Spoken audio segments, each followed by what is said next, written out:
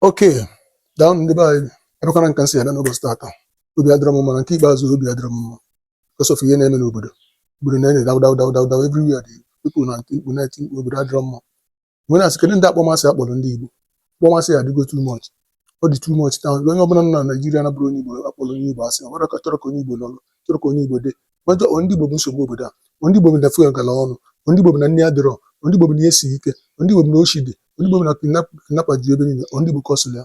Anyị nụkwuru n'ọchịchị kasị na anyị nwe n'ọchịchị na anyị nwe na-achị na anyị ma ihe nne ji wegala ọnụ. Kedu ihe ndị Igbo ma-eji kpọọ ha ndị asị ya? The hatred is becoming too much. What is our offense? Offense anyị bụ na anyị bụ onye Igbo. And remember what I said in my previous video that Igbo bụ we are the sort of this nation. You try to know what isi ga-atọ ụtọ. You try to know ihe ọbụla isi ga-adị useless and tasteless. So whether they take it or leave it, we are the sort of this nation. Ọya bụ nsogbu ha. Kedu ife anyị mere?